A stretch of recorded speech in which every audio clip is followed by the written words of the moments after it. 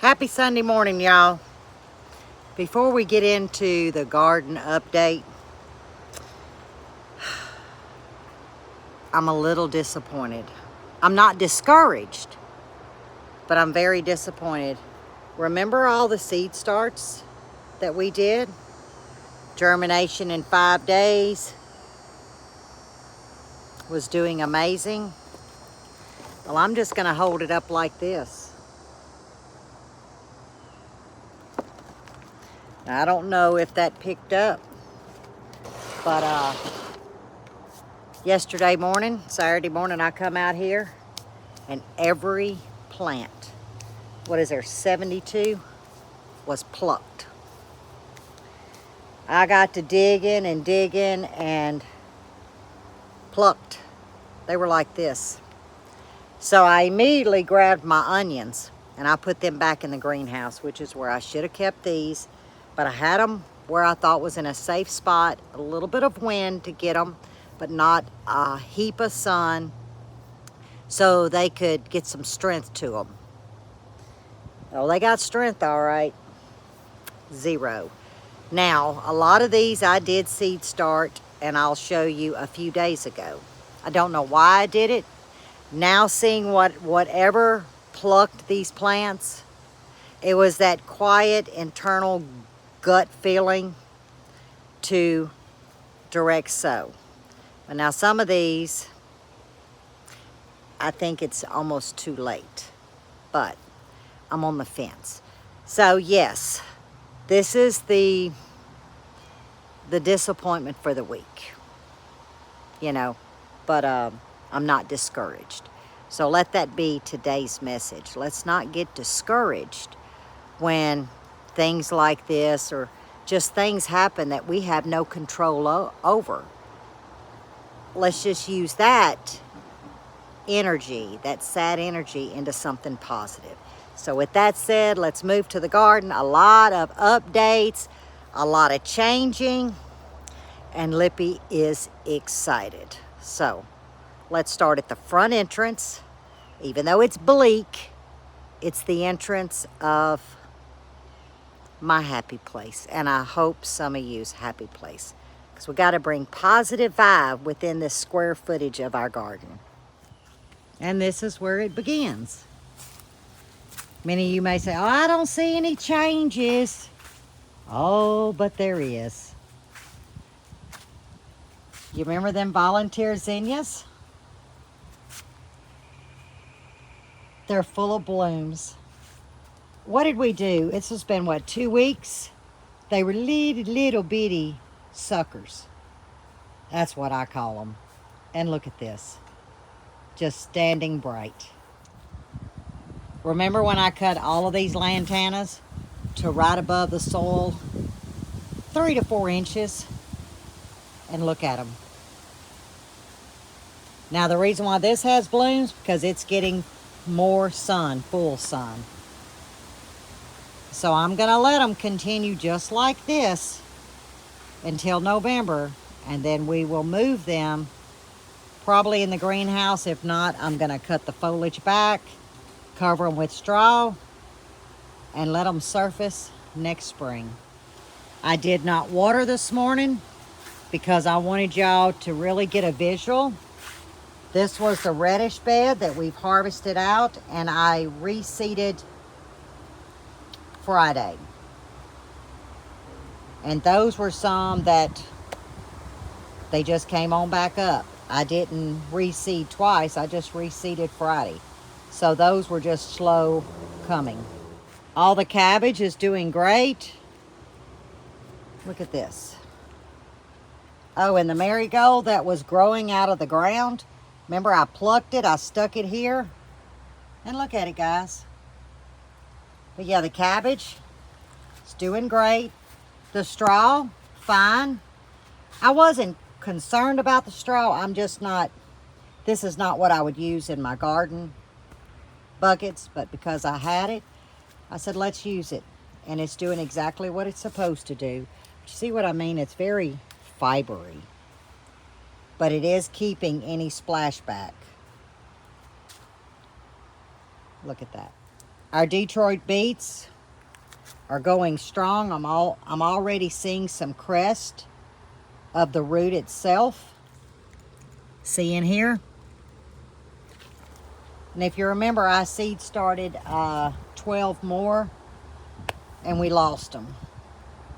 So I may go to Louisiana Nursery if they have some small starts that's in the affordable range. I would prefer to buy the 4 and 6 packs for like $2.99 than to pay those 4-inch cups. What are they, $5 now? Yeah, I won't do that. But everything is looking really, really good. Look in here. Won't be long. We're gonna be harvesting some of these babies. The collards are beautiful. Very tender, but I don't eat my collards until the frost hits them. That's just a Lippy thing because I want to get the sweetest I can get. Now, many eat them right now. I said I would try, but I haven't done it yet. I prefer to eat them after the frost gets on them. Now, here's the bucket with the Detroit beets. That was that little pack of seeds I had left. It's been over a week. No germination. So, obviously, that pack of seeds, the only pack I had left, wasn't the best because if you remember the seed starts I did, they did come up and something took them. So I may not get any germination out of these. Here is our celery. It's doing great. I did cut all the burnt ends off and it's shining now. Still too much sun on them for my comfort, but they seem to be doing okay since they have become established. Siberian kale, I would say germinated 100%. And I say that because it's very obvious that when I broadcasted the seeds, I missed this hole here. See? Not a big deal. I've got plenty, so I'll just scratch that little hole and broadcast some more. Brussels sprouts. I mean, they're not large, but I think they are pretty close to the size that they need to be right now. But look, guys, look at this. And that's probably from this straw. Not a big deal, but I'll just have to deal with that because it's what I had. Those carrots that we started and I covered, well, I pulled the cover off because I started seeing germination. But look, not a big deal. Today I'll scratch and plant some more, cover them again. If I lose those 3 or 4 with the cover on them, that's fine. Here's our radishes that we did broadcast. Obviously, that side there is slow coming up, but if you look closely, they're starting to germinate. Now, these are called icicle radishes.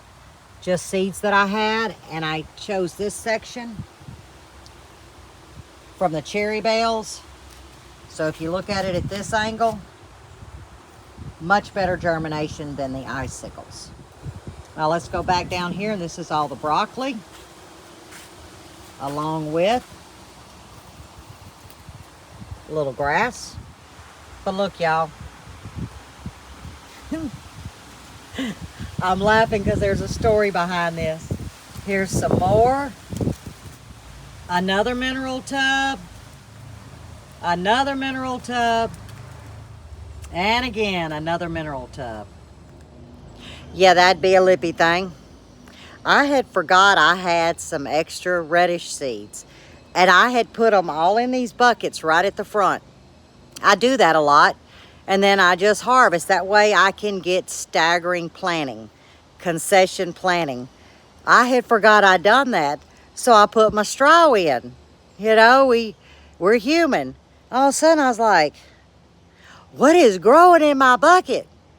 And I started looking, I said, that was deliberate. Ding, ding.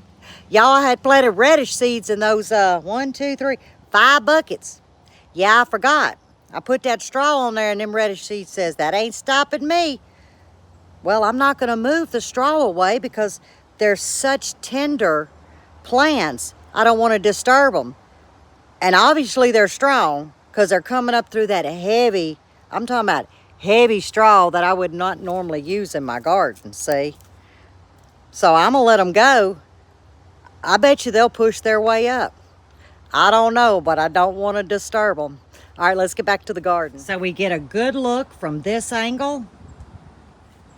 We'll get another look from this angle on this side. It's obvious that Lippy has planted in these. Okay, very obvious. All the way down. But guess what, guys? There's one tag here. I always keep them to the front. That is spinach. Okay, remember that one.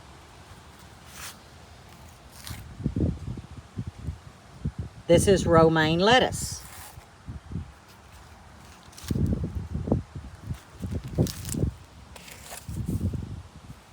There's mixed lettuce. Now I just did this Friday. So we know that these three are labeled.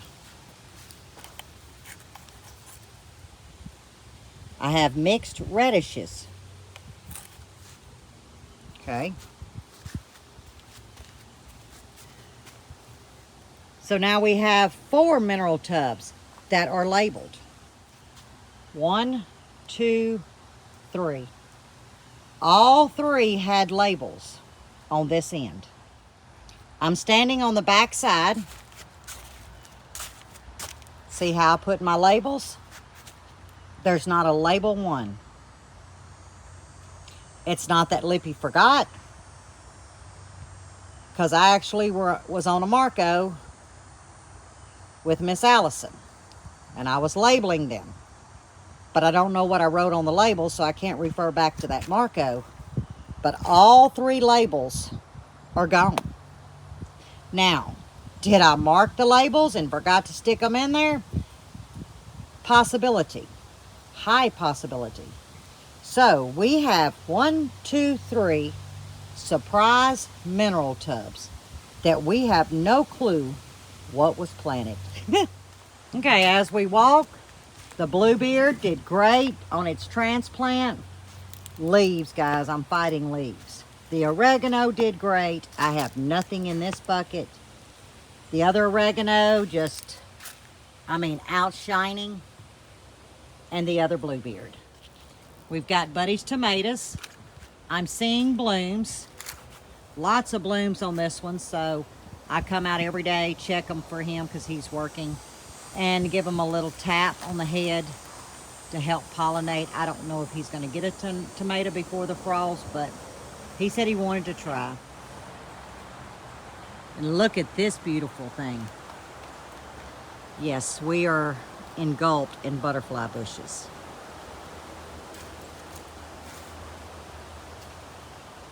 Absolutely gorgeous. But this is what we've done. Wherever the seeds land, we're just letting them grow. So we can, hopefully by spring, strategically place all these plants and as well as share with others. Trying to catch this butterfly, guys. Look at it. I absolutely love these plants. I could just sit and watch. Here's a whole bed of butterfly bushes in the shade.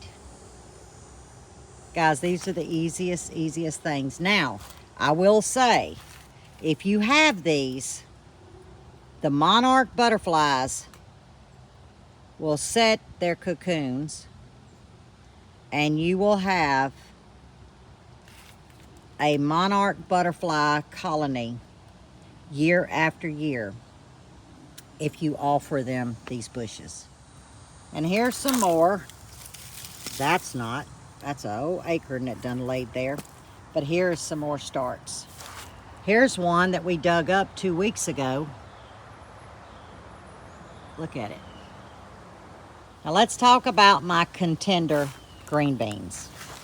Oops, got some dirt here where I use the blower. Look at that. And blowed. I always like to blow my garden, but I can't have this.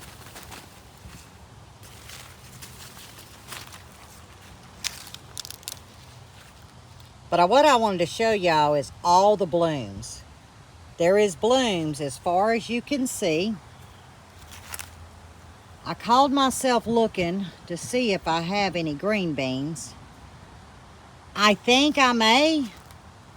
I just have not seen them. But I do believe I might get my harvest of green beans like I was wanting. But this is what I wanted to show you. I've never seen a bush plant grow like this. But hey, I'll take it. I'm just going to let it do whatever it wants to do. Okay, now we're down to digging the dirt out, getting this broke down, placed in the wheelbarrow and hauled to the burn pit. Here's the cucumbers. They're starting to burn up, but I got 2 cucumbers yesterday. We didn't expect much, but we're getting 2 about every 3 or 4 days. And they're not bitter, but they're not real sweet. Lemon balm, and of course, our mint. Our celery over here in the shade that I planted last Sunday. Look guys, celery likes shade.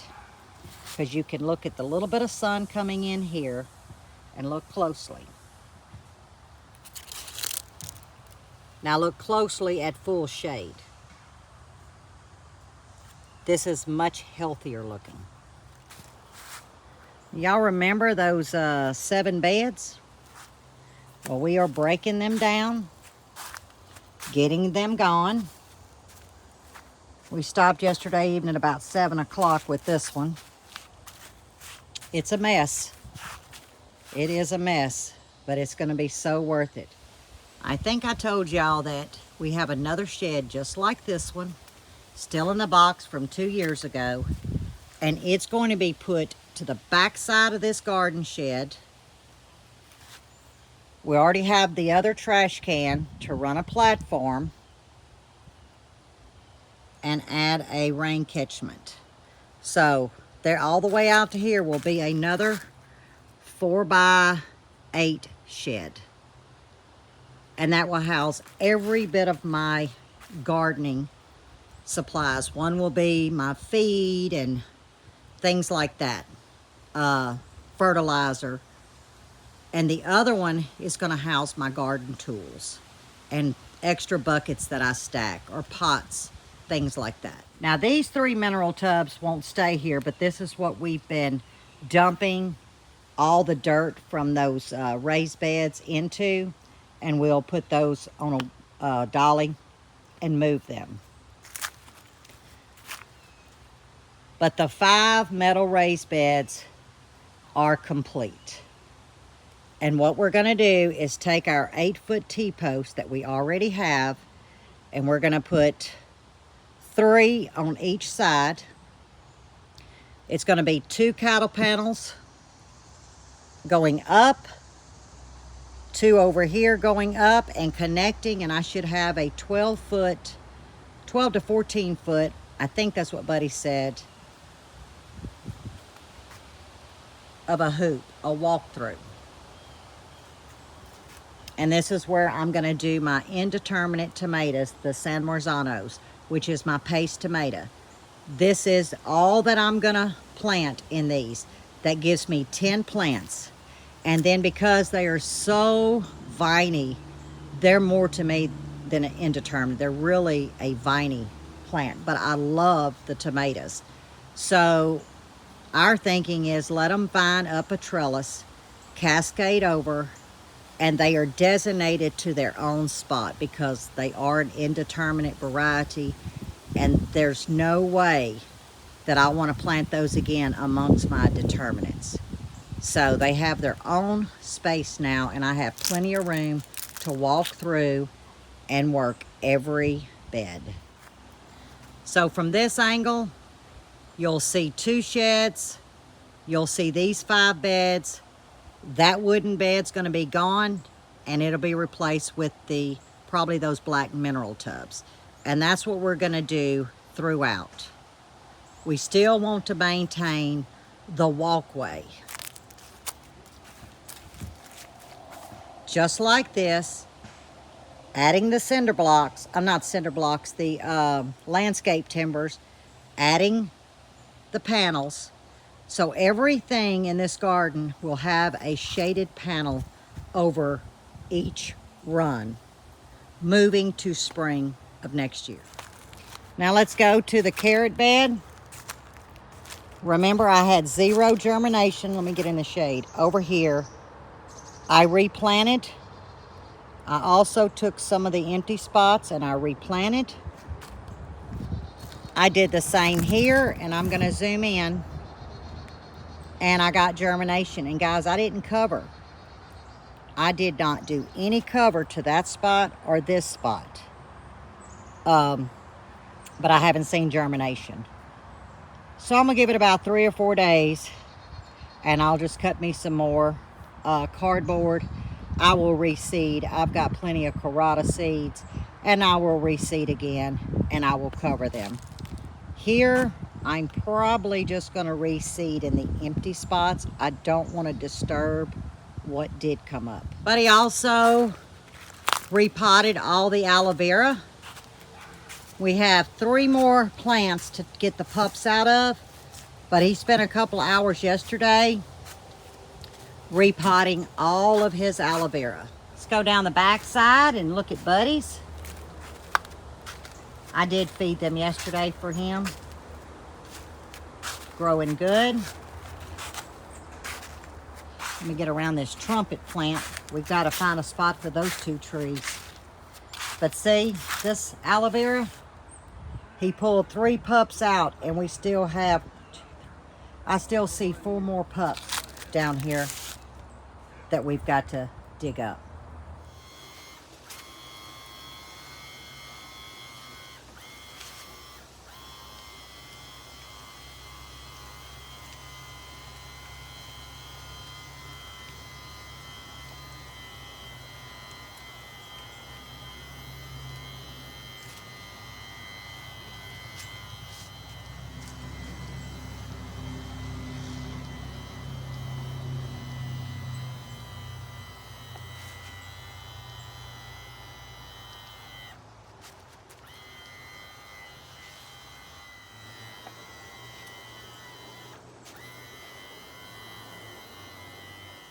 And I'm putting a clear coat on the cedar trim. Now you'll see a little milky substance running. That will dry. See? And all that's gonna dry. Buddy got this way, way back for me. Now this is just an old Awesome. It's an Awesome cleaner, little bucket, because I can actually hold it, and a battery operated sprayer. And I can change the nozzle for a fan, a straight stream. But I'm able to protect everything that he's been building, and it's easier on my hands. Now up at the top, he'll do that because he has to get on a ladder. But everywhere I can reach, that's what I'm gonna do this morning. We did it yesterday, and this is the 2nd coat, and it ought to be fine. I'm not worried about it getting on that door, because as soon as the cedar dries, I can rinse that off and it'll run right off. But yeah, these things are about $15 at Home Depot. They're where the pump-up sprayers are. And we've only put batteries in here 1 time. So it lasts a long time, but I'm not sponsored by them. That's a Home Depot brand, I guess, the HDX. I'm not sponsored. But guys, if y'all are like me and those heavy pump buckets are a little challenging for you, this is an option, because the way that it screws on fits most any top, And then here you can actually pinch this off just to remove the hose, and it allows for a sealed top to stay on your little bucket so you can run water and keep your line clean. I mean, it's under $20. But guys, I can now help Buddy do things while he's at work, and it's not challenging for me. So yeah, that's what I'm working on today. Friends, do me a favor in yourself. Pay attention to where the wind's blowing in at before you get jiggy with it and you go to and all of a sudden in your face it goes. Be mindful of wind direction. That's the lesson for today. So that is the garden update. I'm gonna go, no, it is not. Guys, we gotta show the after of the dry pour. Let's go to the dry pour. Oh my heavens. Then I gotta help Buddy build a chicken gate because we're tired of that hoop and lifting.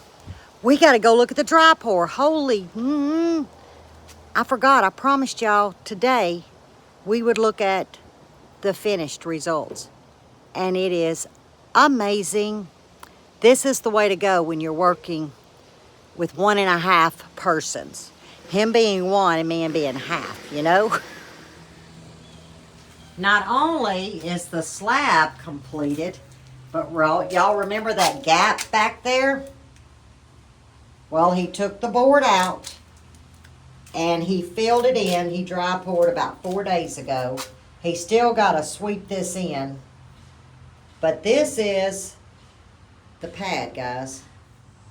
Now, I did zoom in. We're going to go slow. Now, that looks like a big rock, but it's just a pebble. We haven't swept. But this thing is solid. Here's a piece of the form board that has rebarb holding it. He's got to tack it off because he put it there when he laid that other piece. Don't be over here busting my concrete up. Now that Buddy's joined us, I told him that you, oh, my camera went funny. I told him that you finished that backside. Yes. Shoveled all that out. Got that foam board out and shoveled the rest of what was in there out. And I actually had a pretty good trench there, almost like a footer. And that took 5 bags of concrete by itself. Wow. So it's pretty thick in there. That's good though. I've already washed it down a time or two. Get the sand because the sand goes to the top. And now it's time to start getting everything back in here. I got to knock the 2 foam boards off the side. Yeah, I just showed him that. And start getting everything loaded back up in here. But you said we're doing something different to the other side. And what would that be? The other side, I'm going to put gravel. And I'm going to put me a boulder up, put the gravel. And then once I get the gravel level and packed in good and settled, then I'll come back and take like Portland cement. And we'll show you that. I'll sweep it all in there in the cracks. Because I'm not going to drive on it either other than lawnmower, so it's not going to be any heavy weight. But that'll lock it in, lock the gravel. And it's going to be easier on us. Yeah, because this was tough. What size pad is this, Bud? This one's 6 by 20. 6 by 20. And 1.5 thick. Oh, I told him 2.5. No, 1.5. Oh, sorry, 1.5. 1.5. A 2x4 laid down. Okay. It's 1.5. And then, now the back will be probably 2.5 inches thick in gravel. And then you're going to come back with the same type of cement in the bag? No. Portland cement. Portland cement. It won't have the gravel in it because the gravel will already be back there. But we'll show you that process because that may be something y'all are curious in because he's going to pour it, spread it out, and then you wet it, correct? Wet it down. After you sweep it all in, fill all the cracks and voids, then lightly start wetting it just like this. Keep wetting it, let it settle and sit, and it'll lock all them rocks together. Basically, it glues the rocks together. together. You got concrete when you get done. Got you. So we'll show you that when we approach that project. It's about pricing what the rock's going to cost and see if it's even in budget now. Be about 1.5 yards. Oh, okay. Not as bad as I thought. No, be about 1.5 yards. Okay. Y'all didn't hear me sigh just then? Like, whew. Because I've been kind of pricing it myself. But do not ask Lippy to measure how much concrete a driveway needs. Ready mix concrete is, I think it's 190. 190 Yard right a now? yard.